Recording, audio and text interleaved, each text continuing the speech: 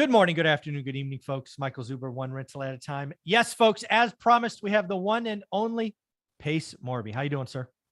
I'm amazing, brother. I'm amazing. Thank you for being here today. Thank you for giving back. Thank you for all you do. I just wanted to say, real estate is an amazing thing because if you only become good at one thing, you can make life-changing money. However, if you tie that into when the market cycle turns in your direction, you can make legacy wealth in very, very small windows. For example, about a year, maybe 18 months ago, one of my experts, Omar down south, he and I were talking, I'm like, it's the best time ever to do lipstick flips. No inventory, lock it up, paint, carpet, done, print money. That's over. The reason I'm bringing this up with you is I think the market is coming to sub 2. It's always worked. If you found the right opportunity and provided value and helped people, it was there. But I think we are about to see a time where sub 2 is the investing option for folks, because what we're going to find is that 30-year money at sub 3, sub 4 is truly an asset going forward. So if I were to tell you that sub 2 has always been amazing, but about to be amazing cubed, what would you say to that? I couldn't agree anymore. I started the sub 2 community 2 years ago with that exact thought process in mind. I was like, people, and you know this because you're in YouTube as well, people have had these salacious thumbnails about, is the market going to crash? Is the market going to crash? All the way back since like 2013, 14, like people have been talking about a crash for like literally 8 or 9 years. And it's like, it got to a point where you just get sick of it. But then when you start following the data and what's going on, and the prices of houses going up to a point where affordability is now nearly an impossibility. I'm not saying the market's going to crash. That's not what I'm saying. But I'm just saying 2 years ago, maybe it was closer to 3 years ago, I go, there is going to be a correction. And I need to focus on subject to seller finance opportunities. I had no idea that the Fed was going to do what they're currently doing right now. I had no idea. I knew that they would raise interest rates. Even when they basically interest rates were at 0 and they were making them almost like they're giving you money. They're begging you to take money. I knew, I was like, this isn't going to last. And at some point they will raise the interest rates. But the thing that I always looked for at 3 years ago was, I said, at some point, I don't know when it is, 24 months, 72 months, whatever it is, creative finance will have not just a moment, it will have a several year run. It will probably be a good 4 to 7 year run where it's like, if you don't know creative finance, you will miss out on so many opportunities. And it's the same thing that happened to a lot of my friends back in 2009 and 2010 when the market was going down. I have friends that gobbled up hundreds of properties a year during that time with no money out of their pocket, built their entire fortune in an 18-month time span just by taking houses subject to that people are like, there's no equity here. And, one of my buddies is like, I didn't buy the houses for the equity. I bought the houses for the cash flow. Exactly. And so I see that that's what's going to happen here. It might be 12 months. It might be 12 days. It might be whatever. But we are going to run into a moment, a period of time that's at least a 4-year run where subject to will so dominate what's going on. And right now, here's what's happening. I know you're getting hit up all the time, Michael, as well, of like, what do you think about interest rates? What's going to happen to the market? For me, I'm immune to it. Yeah. I'm immune to it. Last month I purchased, so there's 2 big things I did last month. Last month I purchased $5.9 million in real estate in my portfolio of single family homes. And all of that was through creative finance, some seller finance, some subject to. However, all $5.9 million of that I brought into my portfolio, every part of it, when you combine and divide out and come up with an average interest rate, my average interest rate for all 5.9% or 5.9 million is 3.125% interest. And everybody else is buying 5, 6. And now the Fed just announced a couple of days ago, they're adding another 50 basis points, which is half a point. Yeah. And they're not going to be done, right? No, they have at least 2 more coming if you listen to them. Yeah. 2 more 50 So basis. I look at that, and other people that are doing the BRRRR strategy are getting annihilated right now. Yes. We do the BRRRR. Cody Barton and myself do the BRRRR strategy probably twice, sometimes 3 times a month, and we hold those properties. We love the BRRRR strategy.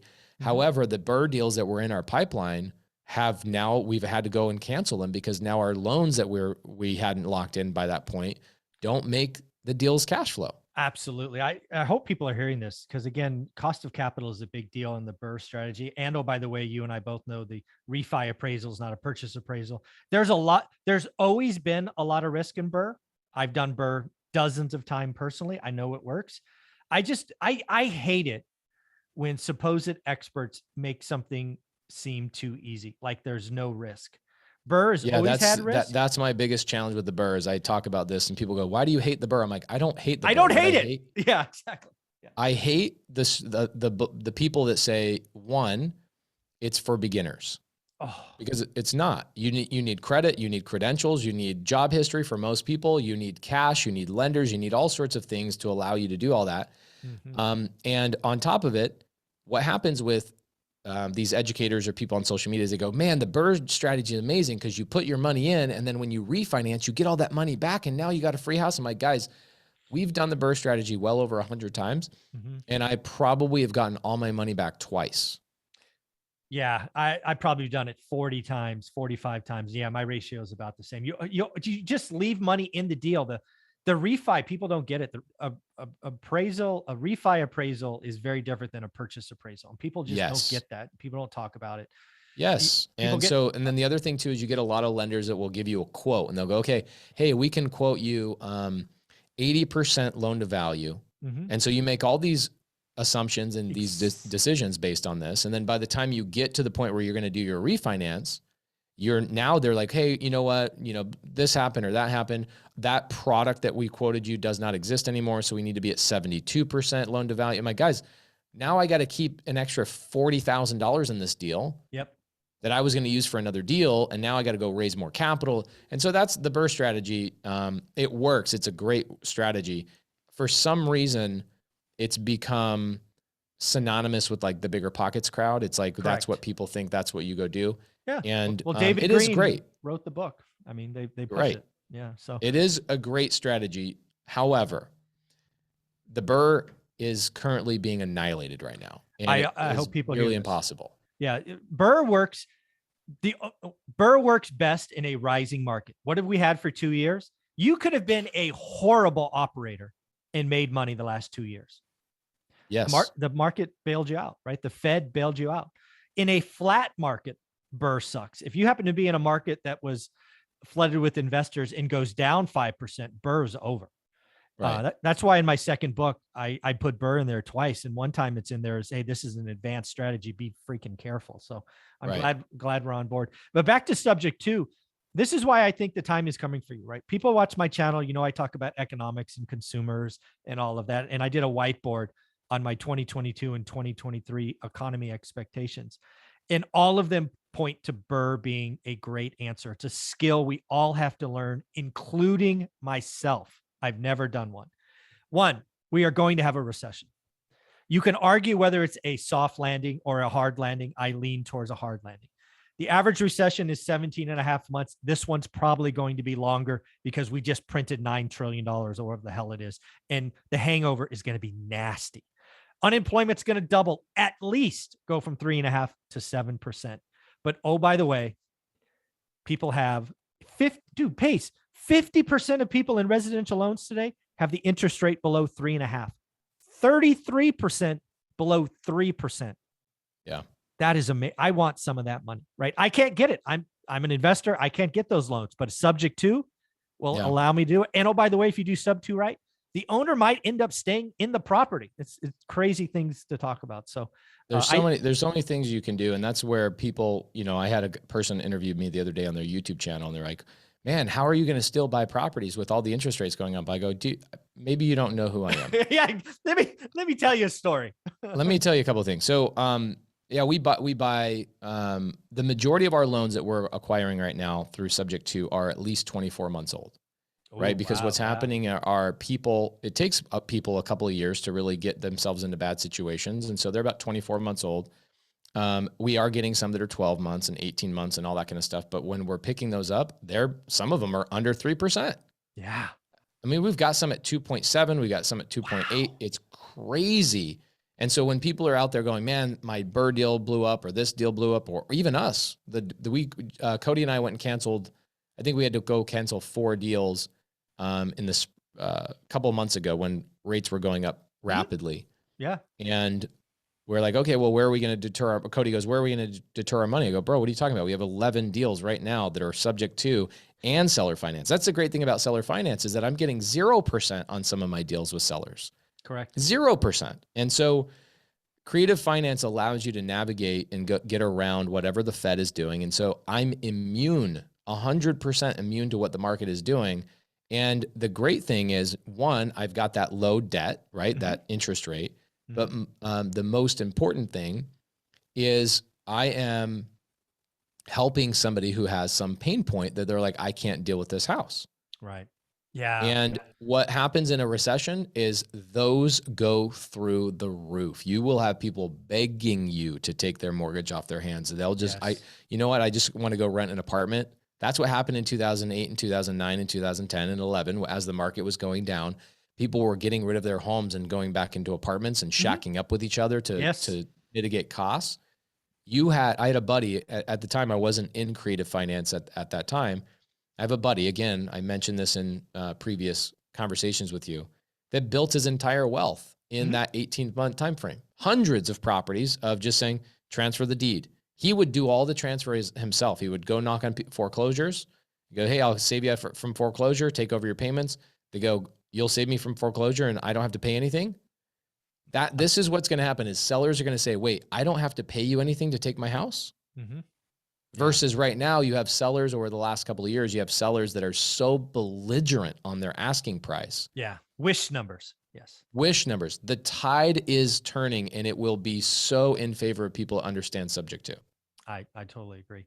I'm going to ask it here. I'll ask it again at the end of this. People need to learn this stuff. Where should we send them? Where do you want to send them? Because you're putting out amazing stuff, hundreds of hours, and you have a mentoring course. So where would you send people to learn about all this? I would tell them to go to two places. First, go to my YouTube channel, get to know me and what I talk about. I have a lot of seller calls there. I structure deals there. I show you what the possibilities are with real addresses. A lot of times you'll hear me explain things to sellers in a way that it will help you guys understand them.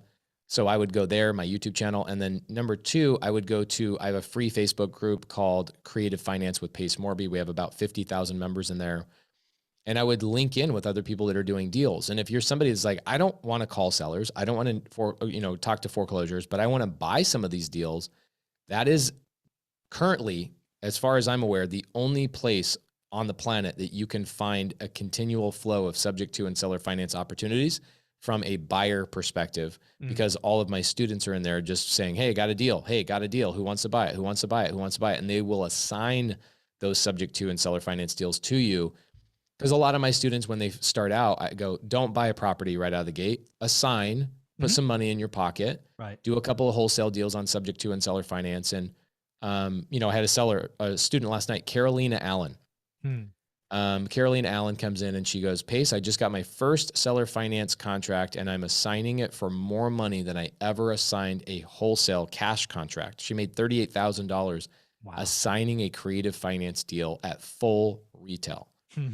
So guys, there's opportunities there depending on who you want.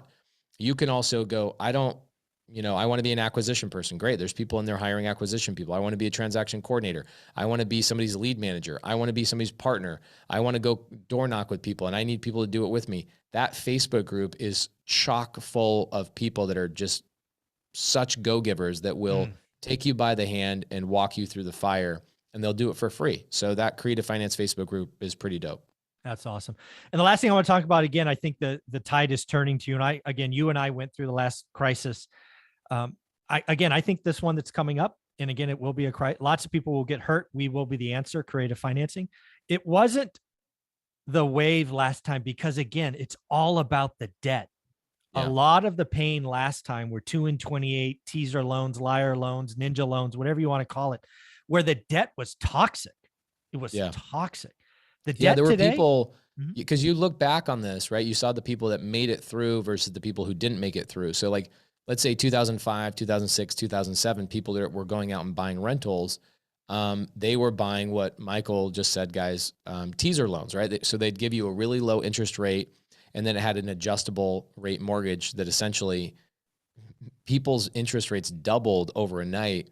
And what happened is these cash flowing properties, who cares about the equity, right? For me, I'm not buying things based on equity. Yes, I No. love equity. I can, pull it out and I can re-leverage. I can do all that kind of stuff at the end of the day. But really what do I want is I want a cash flowing check and I want tax benefits and all that kind of stuff. So these guys bought these properties for cash flow. Mm-hmm. And they then go into the 2008, 2009, 2010 era, and they had to let go of all their properties because now their interest rates go through the roof, toxic debt, like you talked about. And now I've got 15, 25. One of my friends had 80 some odd properties that went from cash flowing overnight to losing an average of $300 per house. Oh, What do you do in that grand. situation? You You'll- freaking bail. You let them go. You let them go. There's nothing you can do Mm-mm. to save that situation. And so what's great, what you're leading into is that every loan I have one adjustable rate subject to, but they're very rare. I very rarely come across them. And so I tell people, look, if you are going to buy a house subject to that has an adjustable rate underlying mortgage, make sure it's only one out of maybe 20 deals in your portfolio and mitigate that cost. We have fixed debt. Nothing in the economy that can change any of that kind of stuff. And that's where you take two different people, two different profiles. The people who had fixed debt through 2006 to 2011, they made it. They're fine. They're fine. Yeah. The people that went in and got them teaser loans and the ninja loans and all that kind of stuff, they got completely annihilated. Yeah. And this is why this time will be different for the people that invest in learning subject to. 50% of the loans, you can go look them up, in 2006 were originated as adjustable rate mortgage. 50, which that's crazy. In my world means 50% of loans are toxic. You wouldn't do subject to because you'd lose your ass. Right. As we enter 2022, 98% of loans are fixed rate debt. Now it's changed a little bit in 2022 as the rates shot up. I don't care. I don't want the 2022 loans. I want the 2020 loan and the 2021 loan. Those are the things to start fishing for, hence your 24 and 12 months that we've talked about. Subject to is going to be the answer. It is going to make some people wealthy. And more importantly, when you come at this from a go-giver attitude, you are going to help people. There will be people that lose their job, that find another job out of state, but they can't let this one go until they kind of get that mortgage taken care of. You can be the answer. You can help people. Subject to, in my opinion, is not this cutthroat greed, I win, you lose mindset. It is truly a conversation of how can I help you and you can help me, and just be a good person, listen, and get after it. Because I think for the next, 3 to 5 years, sub 2 is going to be the way of wealth generation. Yeah, for real. I truly believe that creative finance, once I, came across it 7 some odd years ago, I fell in love with it and obviously I'm the subject to guy. I'm the creative finance guy in our space. The reason why I was so passionate about it is because I felt like it was the only real estate strategy that was truly a win-win. And I didn't have to come in and be cutthroat. I could actually give the seller everything they wanted, and I could actually obtain everything that I needed in order to make that transaction work. I can't do that with a cash transaction. Nope, can't. Yeah. I felt yucky going into cash transactions and competing with everybody else, trying to cut the seller down. Look, and we do wholesale deals. So for any of you guys that are listening to this that are wholesalers, I'm a wholesaler too, as a strategy. Right. But man, it's so much more fun when I walk out of that house and a seller says, man, you gave me everything I needed. And I go, yeah, you gave me everything I needed too. Exactly. Yeah. This is why you need to learn. This is why we all need to invest. And as I said earlier, and we'll say likely again, this is a strategy that I need to learn right by your side. So again, Pace, thanks for all you do. And again, if you want to go to his YouTube channel, it is Pace Morby. Thanks, brother. Thank you.